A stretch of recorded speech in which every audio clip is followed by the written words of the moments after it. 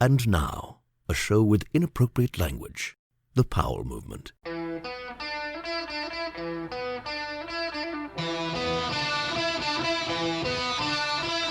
Welcome to the Powell Movement. I'm your host, Mike Powell, and what a crazy shit show of a country we live in right now. While I'm not embarrassed to say I'm American just yet, I'm closer than I've ever been in my entire life. And the embarrassment has nothing to do with how poorly we handled the pandemic compared to the rest of the world.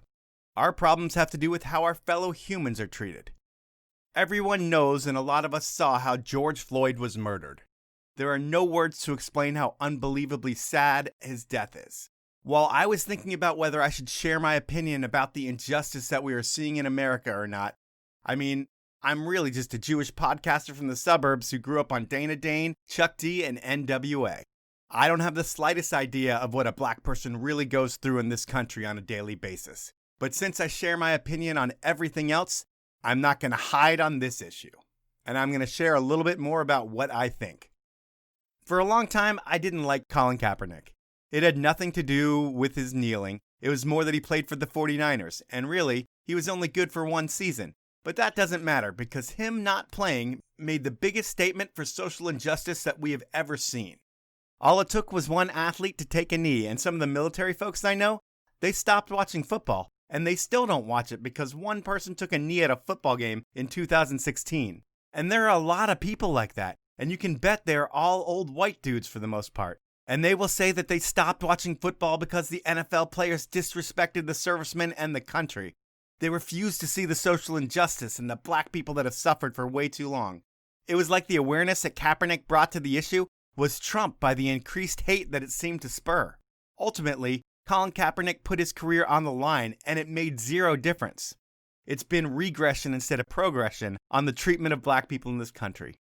I will preface the rest of this by saying I am so sorry to the family and friends of George Floyd. I'm not sure who you were totally, but know that you are dead and you should be alive. While you didn't intend to make a Kaepernick-like sacrifice, the police made that decision for you, and hopefully, because of what they did to you, our country will never be the same. We need to change. When I started watching the riot footage, I was kind of mind blown. That shit pisses me off, seeing the businesses destroyed, the chaos, everything that's going on down there. The looting doesn't really do shit other than make everyone look bad, and I still feel that way. But back to Colin Kaepernick. He put his career on the line. He got a lot of press to raise awareness for social injustice, and it all fell on deaf ears. So, while I don't like the looting and destruction that's going on right now, maybe that has to happen in some respect to force change. Hopefully, something will come out of this, other than a bunch of people getting free shit. But this is America, so who knows? Something I do know is that I have a unique show for you this week.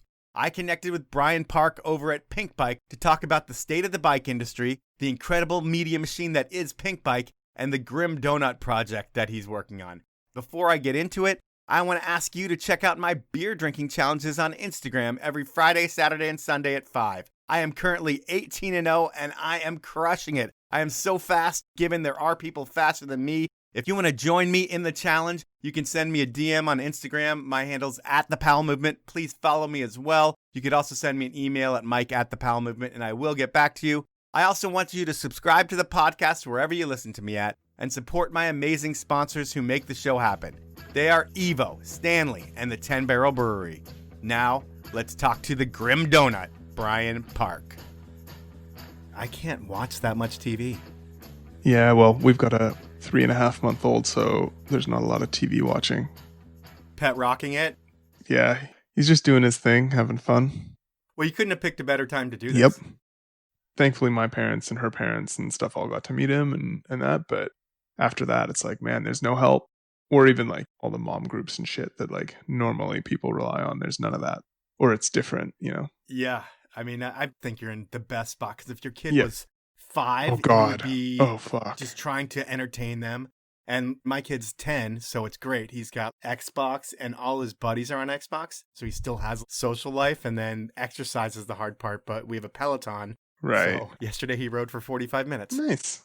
I had one of our industry friends send over a trainer the moment shit locked down, and it just arrived yesterday. It took so long to get, but I finally got Zwift set up and stuff, so we're going to start doing office Zwifting as well. I was totally anti. My wife bought the Peloton, and I was like, I am never going to use this thing. So I didn't use it for the first month, and then I started using it with flip-flops. It was just like flip-flops and underwear. And now I bought a pair of bike shoes. There you go. I'm a full-on Peloton guy now. Man, you're just going to come out of this thing just fast as fuck. Well, I was just getting fat. I was drinking beer every day just because I have 10 Barrel sending me beer. Yeah. And I might as well drink it. It'd be rude not to. Yeah. So now I only drink beer on Friday, Saturday, Sunday because I realized I was like 185 pounds and I usually go at like 170. So. Oh, man. I've been pushing super hard to lose weight. And James arrived and it just stopped. I haven't gained anything since then. Yeah, I'm hoping that the Zwifting will help a little bit. Just get me over the plateau. Going into this podcast, it's an interesting one. I hadn't planned on doing a podcast with Pinkbike, but you had reached out about your Grim Donut project, and I was like, you know what? You guys have always posted my podcast on your site. You've always been really good to me, and you don't know me for shit. So I'm going to get to know you a little bit more and do a podcast with you. And for me, the strange thing about putting a podcast out on your site is it's always nerve-wracking, as I know whenever I put something out on Pinkbike, I'm going to get murdered. And what I mean by that is anything you put out there gets a shit ton of listens, but also a shit ton of feedback from users, and users don't always like me. You have to put out a lot of content on your own site. I'm sure you get your own amount of hate. How do you deal with it? Yeah, it's a fun one.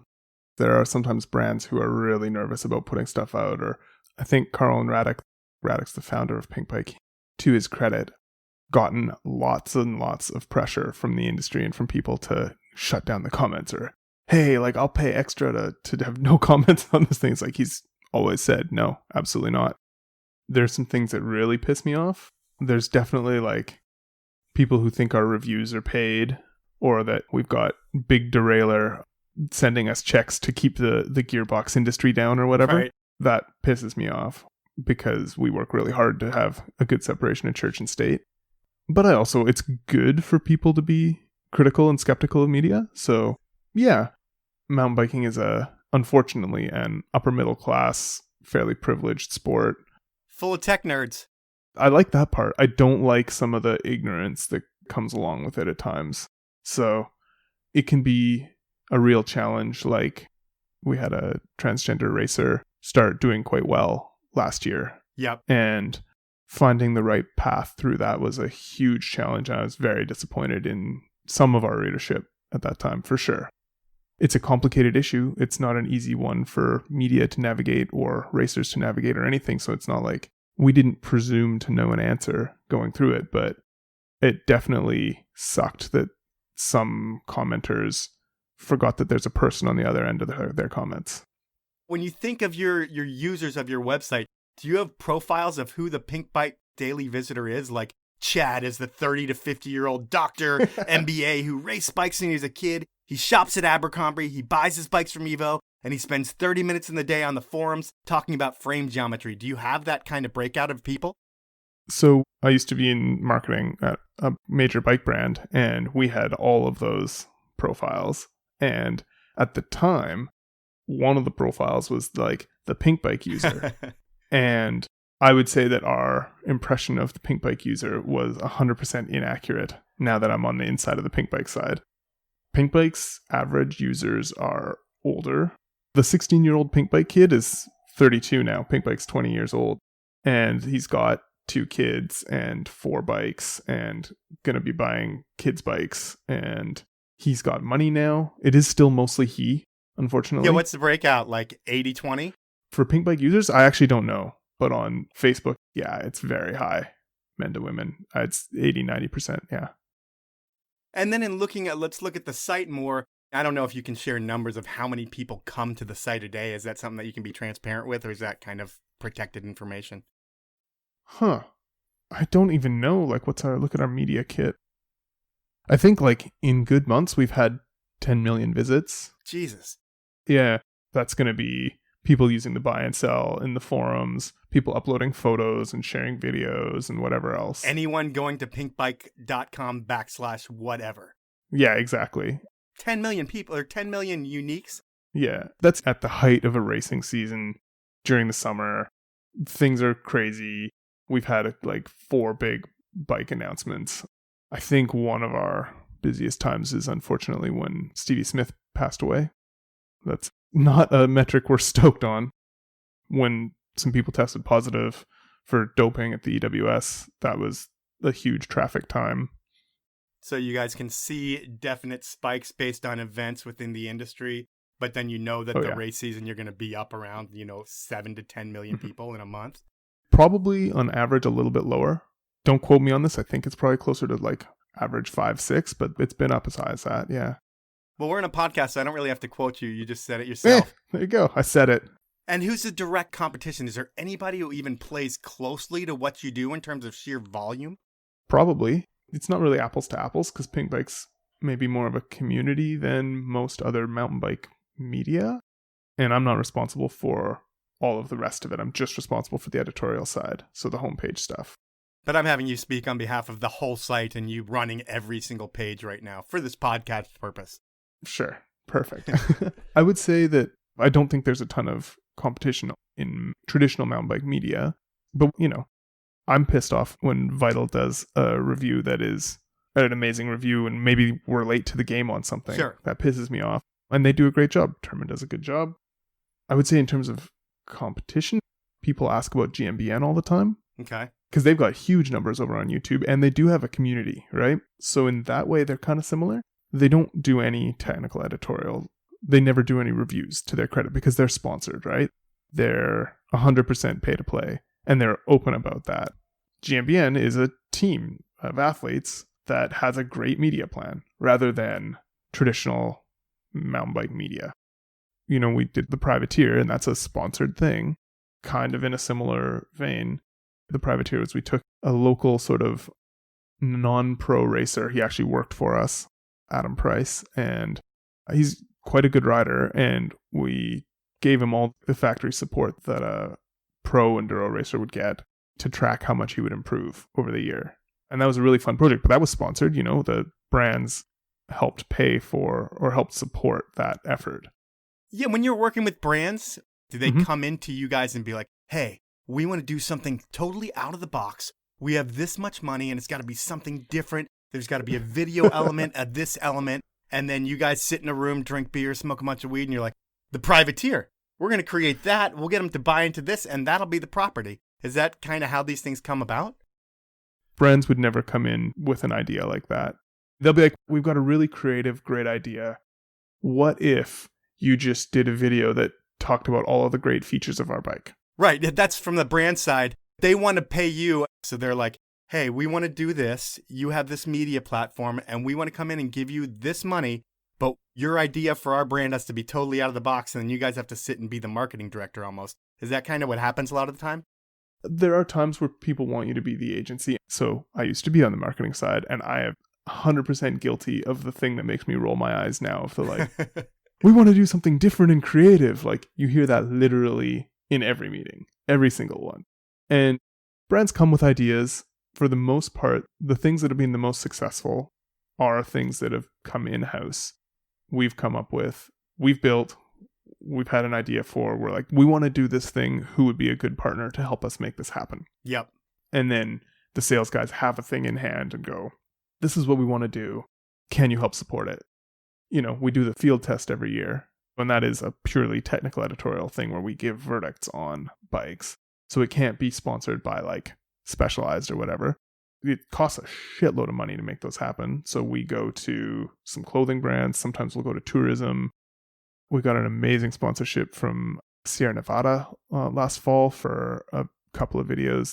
We did the impossible climb with the reward of getting to the top and getting some Sierra Nevada. But that was a lot of fun. And it only really worked, I think, because it was our idea, something we wanted to do. And the sales guys, I think being a good salesperson's hard. You have to find the thing that's good.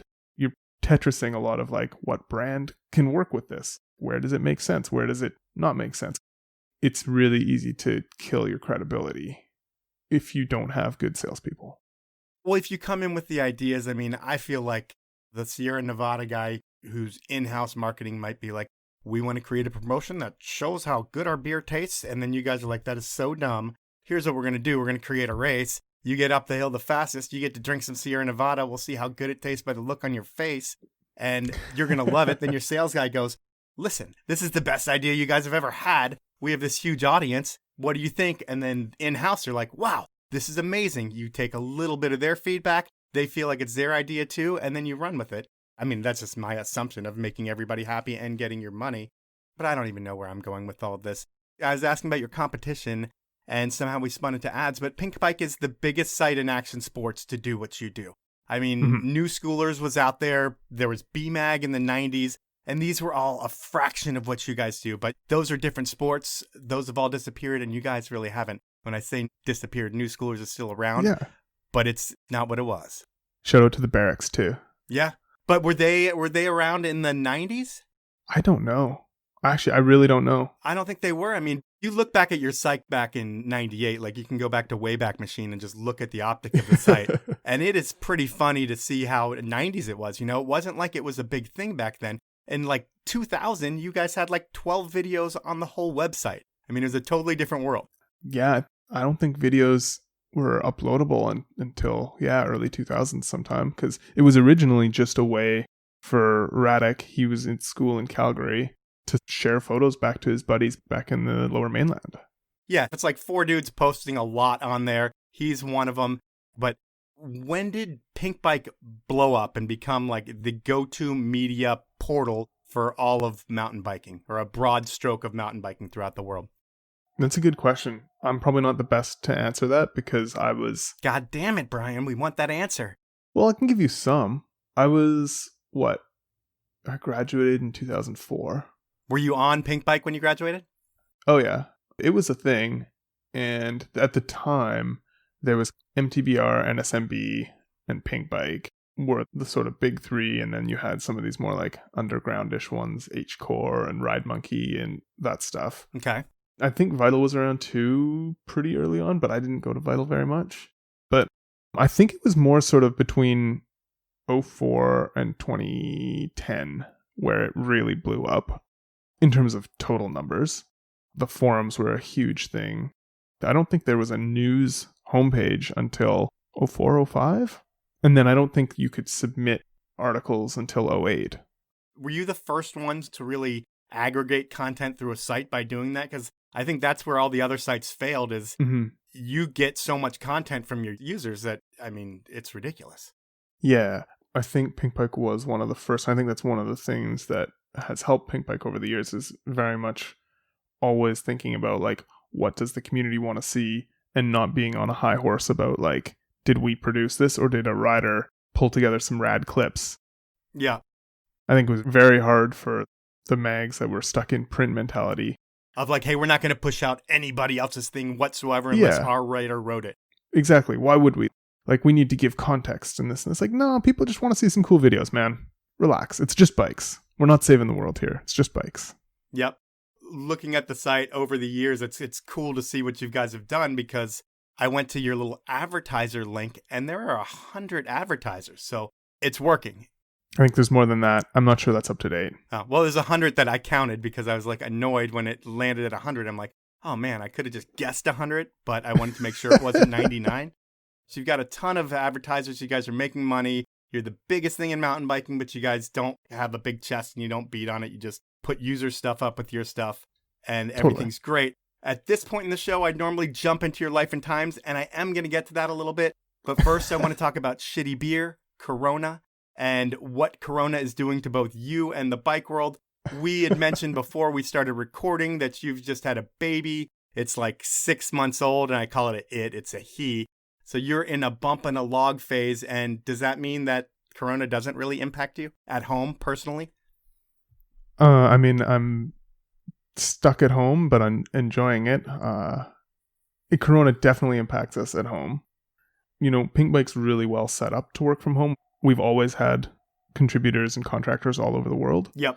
And even though it's all in English, before I came even, there was always international correspondence and stuff. I think that was a big part of their growth early on too, was having that reach. Being truly global. Yeah. So from a practical standpoint, my team is mostly work from home folks anyways. Okay. We've got our office in Squamish, which is obviously closed right now. And they're mostly like video folks and social media and some of the more like glue that holds it together rather than the people who are testing the bikes. So those folks have all started working from home, and the video side's been a bit of a challenge, how we're managing that. But for the technical editorial and most of the editorial, it's fine. It's been just more time at home. I don't drive up to Squamish to the office a couple days a week anymore. It's not like online media has gotten less important. Now it is time to take my first sponsor break, and Evo and Evo.com are the places to go for all of your adventure needs. They have all the brands, all the products, and the best service in the industry. While these are difficult times, Evo still makes it easy to get what you need. Whether you are setting up a curbside delivery or ordering from the website, Evo has all of the deals and has you covered. Speaking of deals, I have a special one for you. Purchase any of Evo's branded products. Think gear that is just as good as the big brand stuff without the hefty price tags, and I'll save you 20% on that branded stuff when you use the code POWEL20 at checkout. I should also mention that Evo offers a low price guarantee, free shipping on orders of $50 or more, and a no-hassle return policy. Evo has been supporting the podcast since day one, so please support them back. My next sponsor is Stanley, a brand that's been around for over 100 years and is known as the brand that forever changed the way that hot drinks are consumed with the invention of the steel vacuum bottle. Back then, the technology was game-changing, and today, Stanley will keep your coffee hotter for longer than any other bottle on the market, and it'll also keep your beverages colder. Nothing else comes close to the brand that invented this category.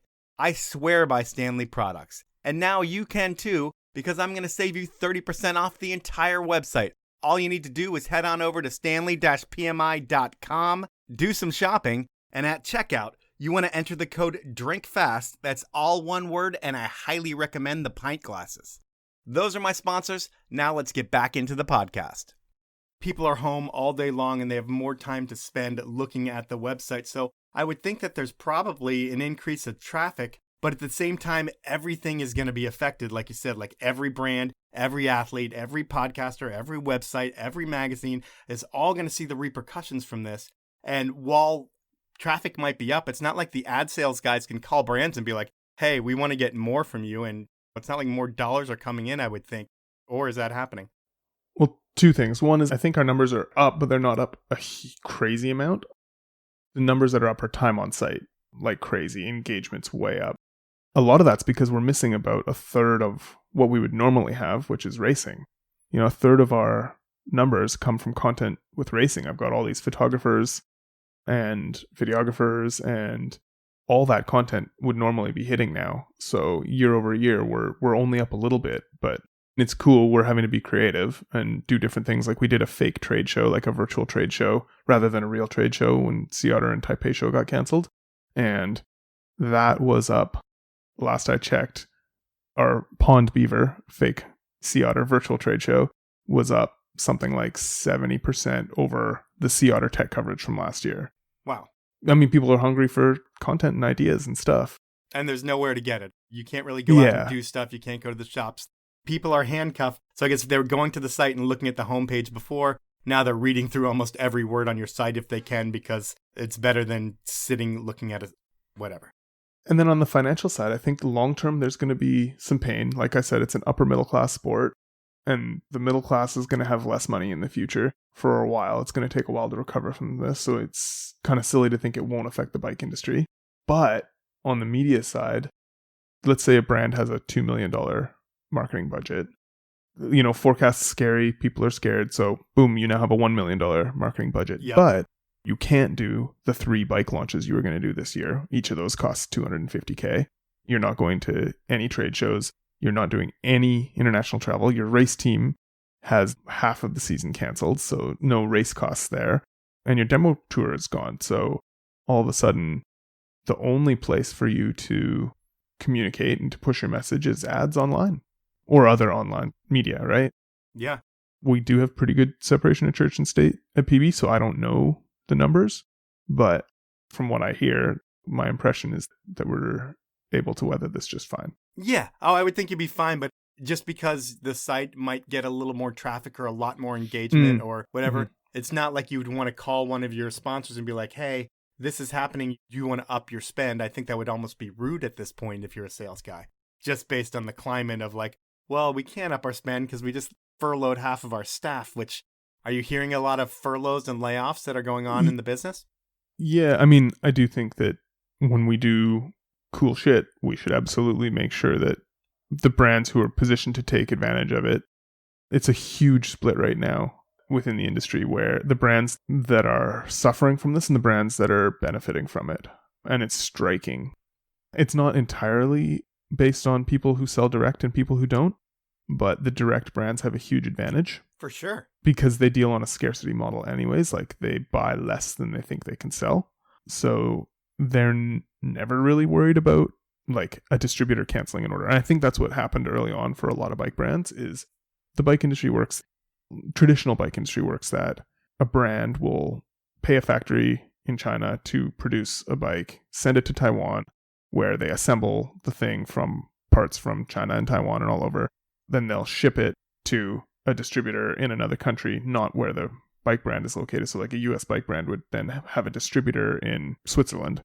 The Swiss distributor has bought that from the brand and they sell it to a dealer who then turns around and sells it to a consumer. And each one of those middlemen assumes a certain amount of risk in the chain. So when things get scary, back in January, February, dealers start going, oh shit, you remember that booking I put in? Never mind. And then the distributors go, oh shit, we're going to cut our forecasts by half and we're not going to pay you. And at that point, the brands that rely on that, they might be heavily leveraged or whatever else, like they're in real trouble. And now what it looks like is that the bike industry is better equipped to deal with this than pretty much any other sports industry. You know, there's no team sports right now. Nobody's going to the mall. Every kid, their parents are buying them a bike. It's one of the first activities we'll be able to do again as things lift. I mean, a month in the future, maybe let's see whether or not I'm right, but mountain biking responsibly, not sending it and breaking yourself off and putting strain on hospitals or whatever, but cycling, it's going to be one of the first to rebound. Yeah, I think all the individual sports that people make a lifestyle, they're all going to be able to come back. Totally. So there was this huge panic, and now everybody who didn't panic is benefiting, especially if you were direct and you still have your supply chain that wasn't disrupted too bad, and you didn't have anybody panic. You weren't relying on that money coming in. And yeah, you have inventory and you don't rely on a shop to sell. Those brands are doing great. Some of them are having their biggest years ever. For sure. And I think that's where you're going to see the biggest problems is anybody that relies on the shops, because at that level, you're making bikes is just a nightmare in the grand scheme of things. First of all, like you said, all that shipping and all that stuff that has to happen. So you've got a brand that has a bunch of money invested in probably stuff that's stopped in production. Mm-hmm. That's one thing. And they also have inventory in their warehouse that they're going to send to their shops. And the shops have all these orders that they're starting to cancel. So the brands are going to get screwed and they're going to have a ton of inventory on their hands. The shop's going to get screwed. All the retail employees are going to get laid off and they're going to be the most fucked in this whole thing because they have like $300 in the bank and they're going to get no check. They're going to be screwed. I don't know how it works in Canada. You're probably better to your poor people. But we in the US, if you're working at a shop, you are going to be screwed. And then the shop owner is going to go out of business because he's leveraged everything in his life for his shop and he can't sell stuff unless he's got a good online business. It's just like a shit show of stuff going on. What's interesting is that the brands may not have even brought the stuff into the country because the distributor canceled. And now, at least here in BC, shops, they would sell the product they have, but now they're out. And definitely there's been lots of layoffs, both in the industry and on the retail side, because you just don't need as many people to staff the things. But a couple of the shops we've spoken to are like, yeah, no, we're up, we're selling more bikes, but we're just doing it out in the parking lot distanced. People decide what they want before they come in. They let us know. We bring the bike outside, sanitize it, they go for a ride, come back, and they buy it then through our online interface, and away they go. So that part's fine. It's just because of all that panic, they've disrupted the supply chain. So that will hurt. I think a lot of brands are going to take this time, this opportunity to change the relationship with the dealers. Yeah.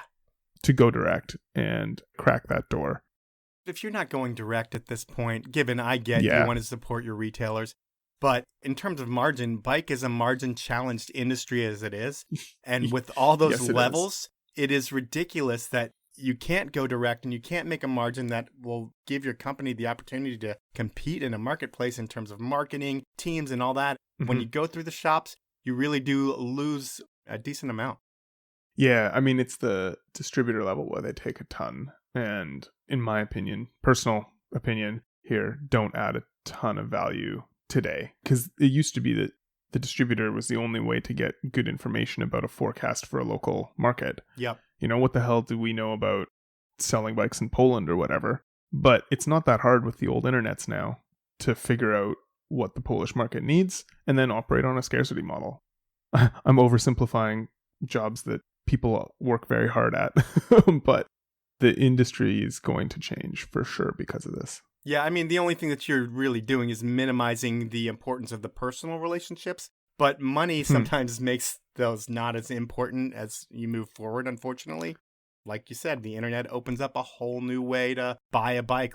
Nowadays, people aren't bummed going to this parking lot with their one choice and leaving with a bike. They're stoked. Yeah, there are shops that add a ton of value, and demoing a bike is really important when it's possible and if you know what to look for.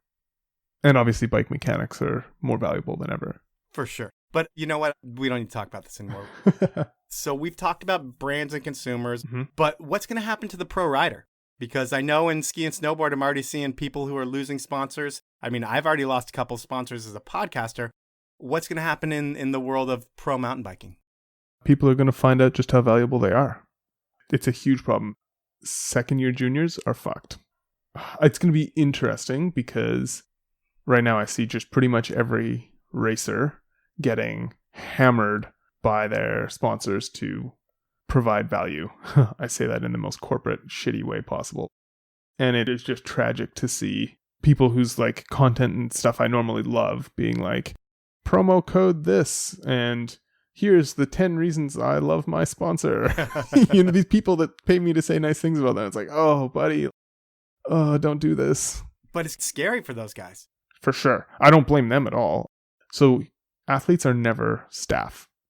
Or almost never staff. They're almost always contractors. No health insurance, no benefits. Or they will. Like, we had insurance for our racers. No way. But they were third party, Okay. right? It's like a separate thing. But that's a rarity in these sports. That's a credit to the company you're with. Like, I've never heard of a skier or snowboarder who gets insurance from their company, their sponsor. Well, what would normally happen on the race side is races are third party owned and a brand will pay that race team and that race team will take that pot of money and dole out the salaries and whatever else, but they'll also have overhead for their travel and for their insurance and for their mechanics and their videographer and whatever else. So that's just a cost of doing business. They have to have insurance. Now, for free riders and stuff, it's a different world. Some of them are very professional. I know some free riders that are like, nope, this is my business and I'm incorporated. You need to pay X. And as part of my contract negotiations, I need this amount more because this is my overhead. But the brand is just paying straight up for representation.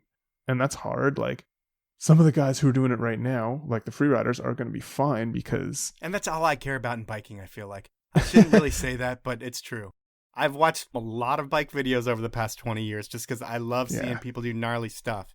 Yeah. And the free ride side of things, it's died. It's way, way lower than it used to be, but I still feel like it's one of the best calling cards of the bike industry. Like, it's hard to break through on like a race run or whatever, to break through beyond the bike industry. Whereas that Brandon Semenuk one-shot video or something like that, that can speak to so many more people and reach so many more eyeballs, get more people interested in cycling. Because it's balls, art, there's so much involved where racing is against the clock. Until you see a race in person, it's hard to understand just how inhuman those guys are. Yeah. So athletes are going to get screwed through this. They're going to lose sponsors here and there unless they can provide value. Yep. And events. It looks like some events have been postponed. I think still on the schedule, you have 2 Crankworks events. Seattle is going to be October. Rampage is October. And then you have scientists saying that in October, all this stuff could be back. I mean, how do you plan for anything in the business right now? You make plans and you stay flexible. You have to. For sure, some of these events are wishful thinking, but what else are you going to do? You may as well plan for it, and then if it can't happen, it doesn't happen. Better that than canceling everything and then being like, oh shit, well maybe we could have done this after all. What do you think the odds are that the events that are on the docket actually happen? Very low. Very low. To be honest, I don't have any insider information yet. My prediction is that it's very low that a lot of these events happen. And Eurobike, like a trade show at the end of August, I don't see that happening either. Just that many people together. Even if we do have less restrictions, things are opened up, everything's fine, quote unquote. I mean, it's May 1st here in the States. Everything's fine. We're good to go. Yeah, right? Yeah, it's gone. Yeah, it was looking bad yesterday. Like, cases are rising, but May 1st, we are good to go. It's over. We might sound super stupid if we release this in a month and things are totally different, but I just don't see it as super likely that a lot of these events will happen, but I still think it makes sense to plan for them. Yeah. I think something like Rampage actually has a good chance of happening because it doesn't really rely on the spectators or tourism in the same way. You know, Red Bull does like to make a lot of statements with all their events that they have. And if that were to be one of the first events to happen and they were to actually have a live stream, even if it's just athletes only, it would be fantastic for the sport. Yeah. Because I'm sure the NFL draft, which is like we have football in America. I think that you guys have Canadian football. We have American. Very similar. We had a draft, and I think that was like pretty highly rated because there's just nothing live. Yeah, exactly. But we're talking doom and gloom, and I think that's all we've talked about so far, which is pretty cool. I mean, it's always fun, but it actually sucks living through it. But when we chatted, we were going to talk about your bike project, the Grim Donut. And it sounds like another brainchild that's fun and crazy and out there. But before we talk about it, we're going to talk about you a little bit just to let people know who we're talking to. I usually do this in the beginning of the podcast. I'll do a condensed version of it. First, where are you from, your hometown? My hometown is a very small town called Oliver, British Columbia, in the interior, but I now live in Vancouver. What's Oliver known for? For a while, it was known as the hate capital of Canada. White supremacists? Yeah. White supremacists up in the hills. It was one guy, but the guy who coined it the hate capital of Canada had to retract his statement or whatever, but it was definitely a small town. I think it's the most wineries per capita of Canada, so they're leaning into that one. Let's leave that one alone. I love what you said before. I hate white supremacy, but I love the hate capital of the world. It's such a great name. It'd be a great t-shirt. Wouldn't it? Yeah. So that's really good that you come from the hate capital of the world. Do you grow up rich, poor, average? How's that look in the hate capital of the world? Pretty average. I think Vancouver poor, but Oliver upper middle class. Okay. When do you get into bikes? Oh, man. I was really into kite flying and skiing and soccer. So you're kind of nerdy? Super nerdy. And my cousin made a lot of fun of me for the kites. He was nearby and he bought a Schwinn Mesa and helped me build up an old bike, fully rigid Marin. So I started riding there. And early on got a job at a bike shop sweeping floors and stuff so I could afford a bike and put myself through university on working at bike shops and managing shops. And I've been a mechanic, been a salesperson, done all the things. And were you into BMX for a little while when you were younger? Yeah. I did race BMX for a little while when I was 13, 14. I was into mountain bikes throughout all of high school. And then when I went to university, I pretty much stopped riding mountain bikes and only rode BMX or like a little bit of street mountain bike stuff. The barriers to getting out to the mountains were just a lot. I guess you could summarize it as I was bullied into mountain bikes. That made you cooler? Exactly. My cousin was like, no, you can't fuck around with kites and soccer and all this bullshit. Like, you got to get into mountain bikes. What other nerdy stuff were you into? I have a history degree. That's pretty nerdy. That is pretty nerdy. What else? I'm a photo dork. I kind of got into there's a big split in the industry. You like, if you're in shop retail side of things or quote unquote in the industry. And I got started in the industry because I was shooting videos of people and shooting bike videos and stuff. Did you make those connections through retail? Because I started in ski retail, went to college, then I got a job at a shop, then I moved to a mountain, and eventually, I just had enough connections and everything, and I worked my way in-house. And it sounds like you finished school, you have a little money from a website that you had sold or built for somebody, and you buy all this camera equipment, and it's a hobby type thing, but you're still working in the shop. Is that how you make your connections in the bike world to do video stuff? It's like you're learning on the job almost? Yeah, look at you doing research. That's kind of what I do. Yeah, so it was actually on the triathlon roadside. I was shooting mountain bike videos and stuff, but there's a local pro named Simon Whitfield. He won a gold for Canada back in 2000 in triathlon.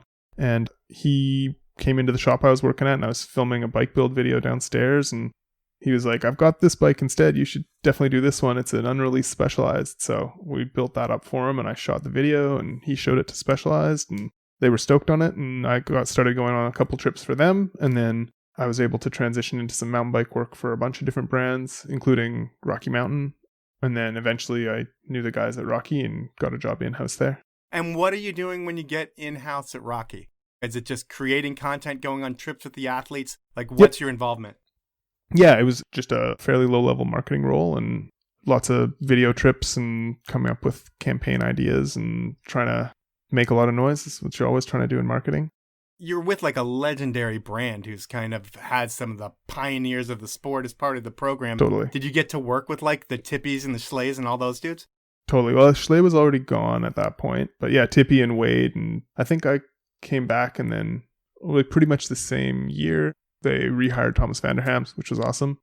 Thank God all those guys are rad. Because, I think I pretty much got into mountain biking because of Wade Simmons, the godfather of freeride. Mm-hmm. And thank God he's rad, because I would have been devastated otherwise. Yeah, if you meet your hero and he's a douchebag, that would suck. Yeah. So you're with Rocky for like 5 years, and Do you leave Rocky for Pinkbike, or is there something in between? No, I left Rocky for Pinkbike. It was time for a change, and the opportunity came up at Pinkbike. But you have a dream job with Rocky, right? Like, you're creating content. Mm-hmm. You probably can use the company credit card, take all these guys out to dinner. Whenever you're on the road, I mean, that's like what's expected of you, I would think, or the marketing manager's paying for it, whatever. But you're having a good time and you're shooting all this content, and it's like the dream job. You're how old at this point? Like in your mid to late 20s? Yeah. And eventually I am the content marketing manager, just through attrition, not through talent. Is the company changing inside, though, when you leave, or is it something that it's just time? It was just time. The team at Rocky's close friends and great people. It wasn't like a bad blood move or anything. I just, I'm ambitious. I got stuff I want to do. And the opportunity at Pinkbike was a big one. It's a big role. And it was the opportunity to run a big team and do this media stuff at a much faster pace. Like the media pace is way quicker than a traditional marketing pace. And I loved that if you mess something up on product side or on marketing side or whatever, you got to wait 18 months to fix it with a product cycle or whatever. In media, it's like 3 hours in front of a computer and you can fix most things. And yeah, just the pace is a lot quicker. It's interesting though. I don't know a lot of other people, actually kind of anybody who's started in marketing and gone to media. Normally it's the other way around. I've started in marketing and went to media. Oh, there we go. If you consider this media, what we're doing right now. It's media. Yeah. Now it is time for my final sponsor break, and the 10 Barrel Brewery based out of Bend, Oregon has been brewing the Northwest's best beer since 2006. But they don't only brew tasty beer. They have supported the ski, snowboard, and bike lifestyle with athletes and events because that's what they are all about. And with events on hold at the moment, it's all about the athletes, and the current lineup is mountain biker Brittany White, snowboarder Eric Jackson, Curtis Cizik, biker Carson Sorch, and skier Lucas Walks. And that world-class team is just one way that 10 Barrel puts its money where its mouth is. While times are different right about now, some things are still the same. The next time you head to the store, please pick up a 6-pack of 10 Barrel and do what the folks who brew the beer like to do. Drink beer outside. Those are my sponsors. Now let's jump back into the podcast. So it's really exciting being on the product side, working with the athletes, and being able to see everything that's going on in-house and know about it. But with media, it's like you do something and then you forget about it. We're going to talk, I'm going to edit you, and I'm never going to think about you again once I release the podcast. That's the right call. It's just everything's in the past. I feel like I'll know you, but your story's gone and you don't think about it again. With a product, you keep having to have different arms to market it and help drive sell-through in different ways. Do you ever miss the tangible thing? Like you work on something for 18 months and then release it to the world? I miss the travel. I miss the paid travel. If you work for Pinkbike, there's lots of travel. Yeah, but I like where I'm at now too. But the product, to me, I let the engineers and the athletes, and I was kind of the conduit between the two. And everything always seemed to ski really well to me. Like I wasn't a great tester. Right. I love this. Right. I love that. I love this. I love that. I was like the worst. But whatever. So yeah, I do miss it a little bit. But how about you? Do you miss being at the brand? I don't miss being at the brand. There's for sure limitations. But it's really cool when you can sink your teeth into a big project.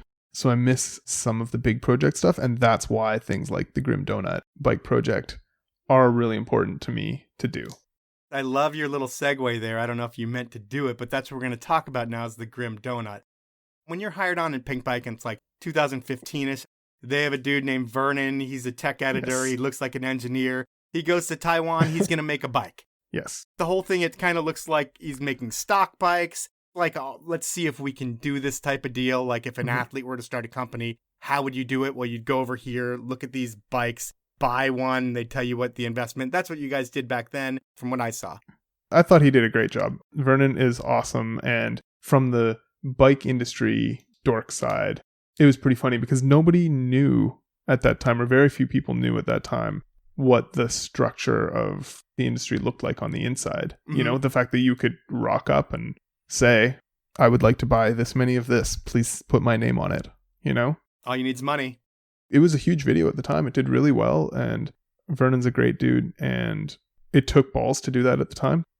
That launched, I think, like my second week at Pinkbike. So I'll take all the credit. But no, it was Vernon that originally had that idea. So when you first get to Pinkbike, that's the first thing you see. That's like the big thing that blows up. So it's got to be in all of your heads of like, this was a really cool thing. And then as time goes on, if you look at the Grim Donut video, it'll give you a summary of what we're going to talk about. You guys are getting bikes that are sent in to you all the time to test.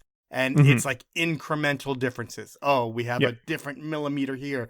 And it was almost a joke to you guys of like, it is the exact same thing. And then you looked at biking as its evolution instead of revolution.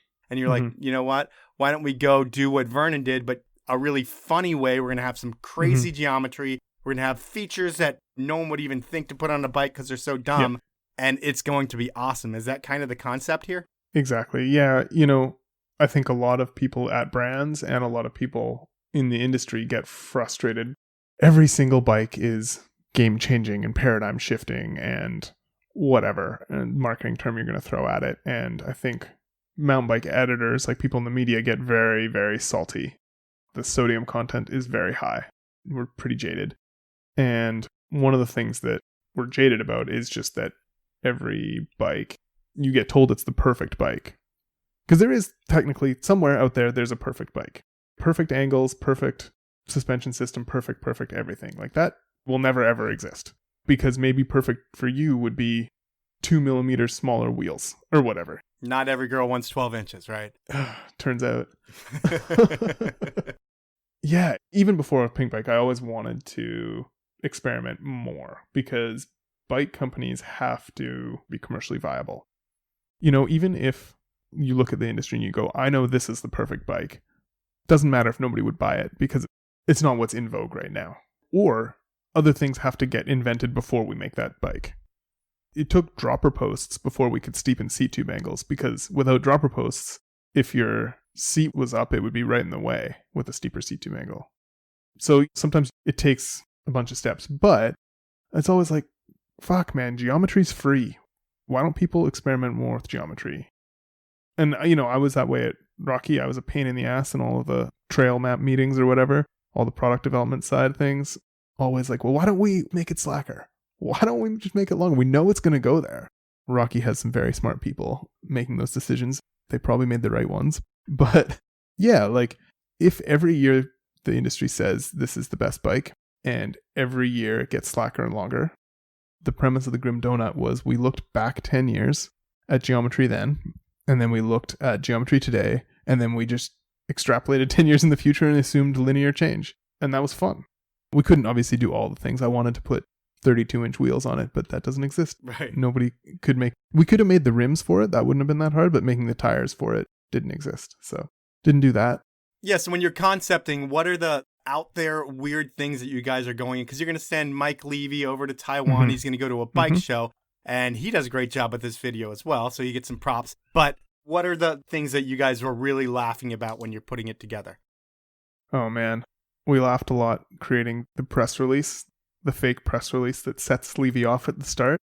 If you pause on that press release in the video, there's some good little Easter eggs in there. Okay. It's every cliche in the bike industry. And we just wanted to do something that was the right amount of stupid, the right amount of tongue-in-cheek fun, but hopefully also still learn something. So we wanted to show people, Vernon's video did an amazing job of showing what was possible. Yes. And we wanted to actually then do it and show people what the second half of that process is. Vernon's video showed people that it's really hard to start a bike company and you shouldn't do it. And then this one should take that and say, well, we shouldn't do it, but we did. And you have to know you're going to ruffle the feathers of half of your audience who might not get the joke, think you're stupid, just blow up on it because that's what the Pinkbike audience is. It was really well received. Everybody loved it. It ruffled everybody's feathers when they thought we were serious. Yeah, because there was just enough of seriousness in there where some people probably were like, why would they do this? And then start looking at the math and being like, I cannot believe that. Someone's going to die because of this and blah, blah, blah, blah, blah. Totally. We are definitely not advocating for numbers like that in bikes. We are advocating that brands get off their asses and experiment a bit more. Some brands are doing that and then they just don't show the world. Yes. But a lot of brands aren't. Each mule costs a lot of money to make a test mule. And so you're being irresponsible if you're making something that you don't think can ever make it to production. So it's a hard choice for brands to do that, especially some of the smaller ones. Yeah, it takes a big investment to be able to tinker and toy around. I mean, you want to think that you can easily create a prototype and go check it out, and then if not, throw it away. But what is one prototype actually cost? Totally depends. So for the Grim Donut, the factory we worked with, we were able to work out a deal because obviously they get a benefit. Oh, like a media deal for them so that people hear about them? Is that your deal? Well, their orders have gone up like crazy. Yeah, so you're like, we're going to put this video out, you're going to get a shit ton of business. Genio is your factory, right? Yeah, but we still paid a decent amount, but it wasn't full pop. Full pop would have been for tooling, and we only used an existing model of bike that we just modified the tooling on and had to modify some of the tubing a little bit.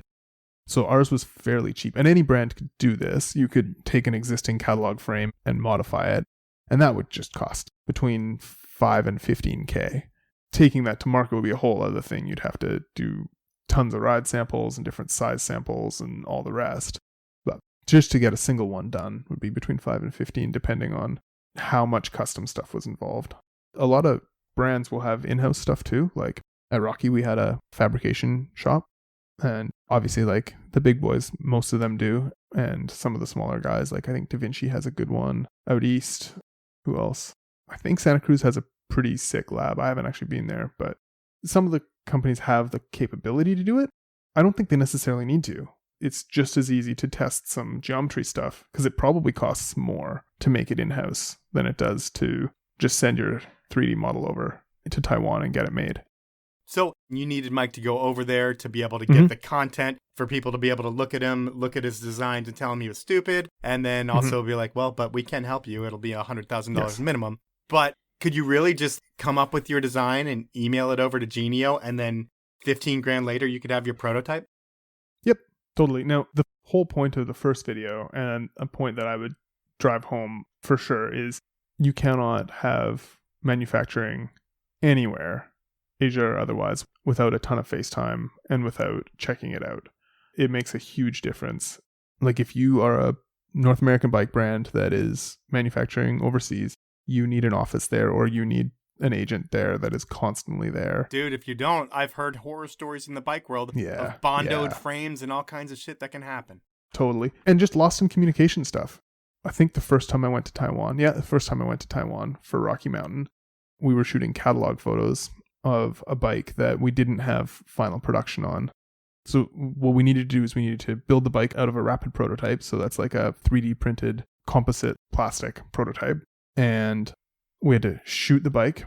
And I brought it over and I'm totally stunned. The whole experience is surreal and amazing. And shooting the bike and super jet lagged and everything's new and different and weird to me. And we finished with the bike and then overnight they had to paint it a different color.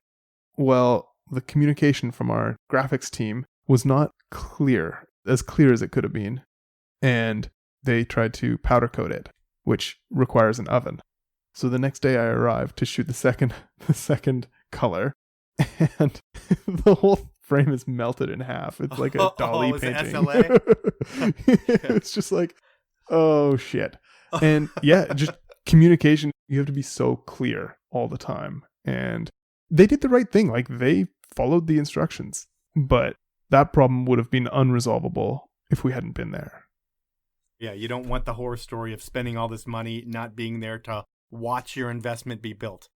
It's just smart business. Buy the extra $2,000 flight and hotel or whatever it's going to be and watch your product be built. So the bike frame comes back. You guys really haven't tested it too much.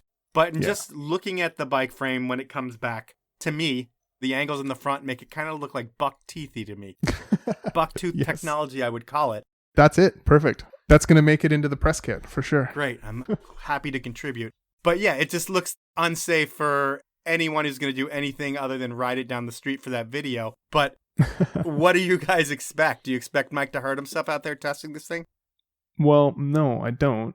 I'm nervous about it. I'm making him wear a full face for sure. So the way these things work is like the bikes get tested to the safety standards to make sure that they're okay to sell. And that bike has passed that. And any bike brand deals with this. You know, you build a bike in your shop and then you're going to have your athletes ride it. It's like, oh boy, always a little nervous. Because even if it passes all the lab tests, the real world tests are always different. So I feel for any engineer watching Red Bull Rampage. You know, it's like that bike you designed getting put into that situation is horrifying. Embarrassing for their career if it fails. Well, there is that, yeah.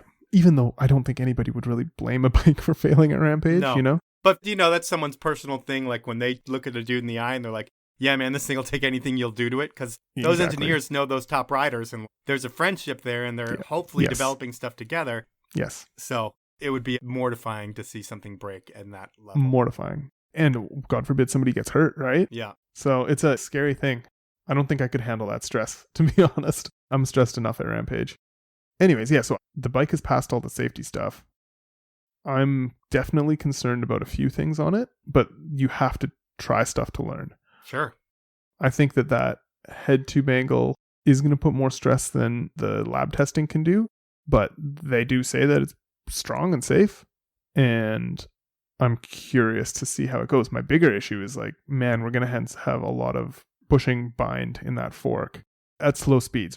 If the forces are coming from the ground straight up, it's not really pushing the fork into itself. It's bending it forward. So it's not going to feel great at low speeds. We have ridden it a bit now and working on part 2. I haven't ridden it, but Levy's been riding it a bit and he says it goes in a straight line real well, real fast. So you have the Grim Donut. You're getting ready to put out a second video. You tricked all your user base with the April Fool's video, which was amazing. People were really excited to see that video, and hopefully they all laughed when the screen turned black and they didn't get a video on April Fool's Day. But at this point in the show, I have something called Inappropriate Questions. Perfect. Normally I get somebody that you know to come up with 3 inappropriate questions, and then I play them to you and ask them. I don't know many people you know. I connected with the ones that I did, and I think based on the fact that you guys work together, it's probably not best for them to ask you inappropriate questions. Oh, disappointing. Yeah, it's okay. I came up with 3 inappropriate questions. Here's my inappropriate question, number 1. I'm so sorry to disappoint you. No one's ever been disappointed when I say I do the questions, but you are. Number 1, you're a desk jockey, and your desk creates the opportunity to ride with some amazing people, I would think, between being at Rocky Mountain, being at Pinkbike. And tell us about the trick where you're totally out of your element on the bike and you think you're going to die. I haven't been so far out of my element that I've ever thought I was going to die on the job. Or not die, but like... I mean, I can tell you the time where I've had the most serious injury, I was the least concerned. It was just this last August, just cruising on a ride and kind of like waiting for some people. So going like half pace and snagged something stupid and just tomahawked in like a talus field and snapped my arm off. It was like, came to a stop, put my hands out. My right hand wasn't where I thought it should be, and I looked back and it was just pointing backwards, and Ugh. pulled it around, and then spent 8 hours waiting for a heli to get off the mountain and got long lined off. That was... You got long lined off? Yeah, I got long lined because they couldn't land anywhere near, and it was in a place where we couldn't really walk up or walk down. So that's some crazy shit. Most people don't get long lined. What's that all about? I don't know, like, you don't realize how much those things spin. Is there a basket that you get in? Yeah, you get in the coffin, they call it, which is a terrible name for it, and it's like a sleeping bag on a stretcher, and there's another guy with you, the Sartec, and then they pull you up, and there are some helis that will actually pull you up into the helicopter, but ours wasn't that one. They just kept me dangling, and then, yeah, you fly down to the valley floor, and you're on a big pendulum that's spinning, and you can only see out like a very small hole, so you just see like earth, sky, earth, sky, earth, sky, and then it starts going the other way, earth, sky, earth, sky. You feel very, very strange. Yeah, well, it sucks you broke your arm, but cool, you got to get long lined. Yeah. Sorry. Bonus heli trip, bonus. Yeah. And I'll go part B of that question then. What is the biggest foot in your mouth moment you've had with an athlete? Oh, biggest foot in my mouth moment with an athlete. I always like to talk shit on Schley, and Schley's a great guy. So I don't know if that's foot in mouth, but... But he takes it in a humorous way? Yeah, but like, before I met him in person, he was not my favorite rider or whatever, but he's got a good sense of humor about that shit, and yeah, he's a good dude. So when you say he wasn't your favorite rider ever, do you say stuff like that on the internet, or was it... Oh yeah, lots of shit talk. Oh, you were a shit talker on the internet? Oh yeah. Do you still do that? No. I eventually grew up. So you're the keyboard warrior that we all hear about. Totally. That was you. Totally. Okay. 100%. That's what makes me good at my job. Okay. You understand all aspects of it. Yeah, no, I would say high school me and first year university, like, definitely didn't like the direction mountain biking was going. It was so early. Slopestyle was so fucking lame. It was tricks that BMXers had done 10 years ago, not getting landed and people getting 10 out of 10s and stuff. Mm-hmm. And I talked a lot of shit then. And a lot of the sort of first wave of freeride guys were milking it hard. And yeah, I talked a lot of shit then, for sure. Question number 2 is, tell us the story around the biggest bar tab that you've ever been a part of at Pinkbike. Ooh. Or the most entertaining bar tab that you've had to pay for. When I was at Rocky Mountain, we went to Ritalik Lodge, which is this amazing lodge. Yes. In the Kootenays. If you ever have the chance, go. It's incredible. Mm-hmm. And we did a launch, and I was fucking devastated that our tab was less than the SRAM guys who were there the week before. They let you know that when you guys left? Yeah, I was upset. All right. But yeah, to be honest, it's not all like the early 2000s excess that it used to be.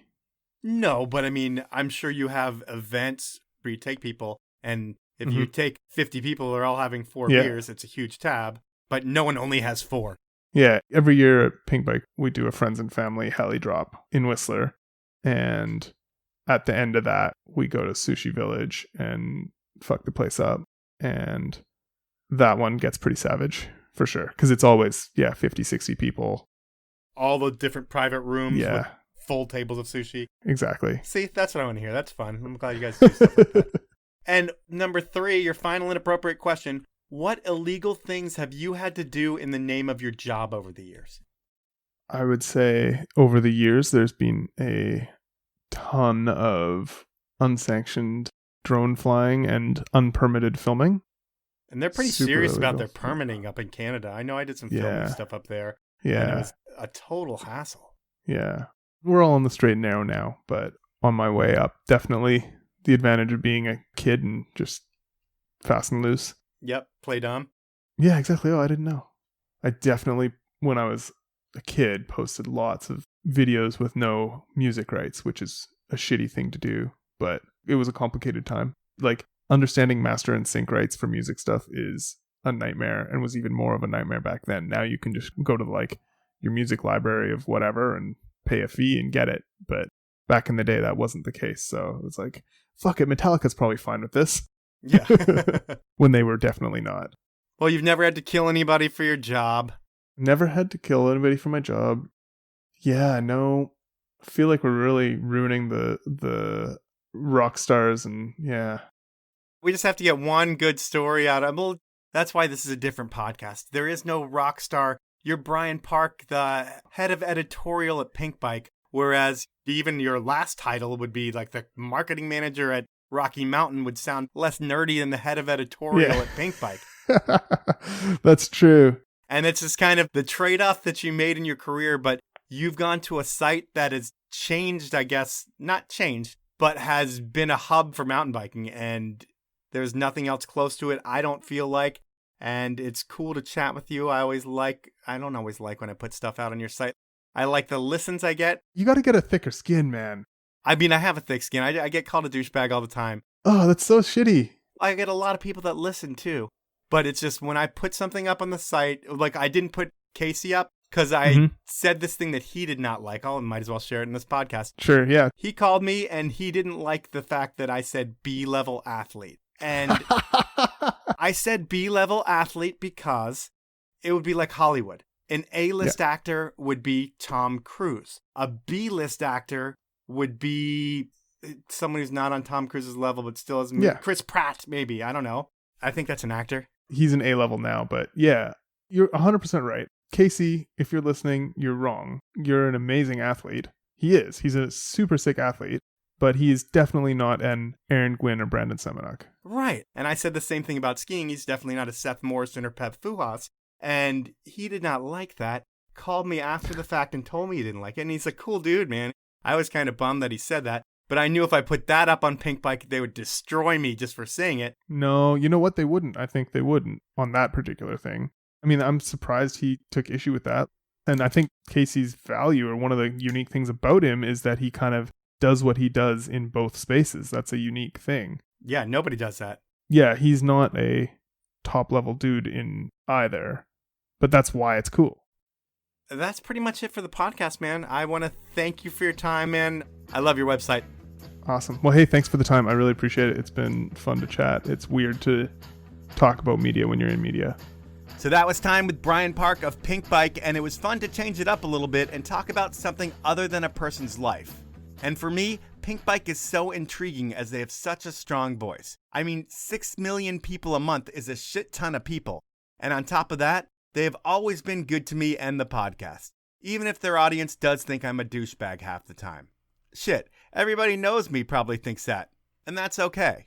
It just sucks to read the comments and emails, but I'm getting better with that by the day. That's the show for this week. I want to thank you for listening, ask you to tell a friend about the podcast, review me wherever you listen to me, and please support my amazing sponsors. They are Evo, Stanley, and the 10 Barrel Brewery. Be safe, treat one another with respect, and have a great week, everyone.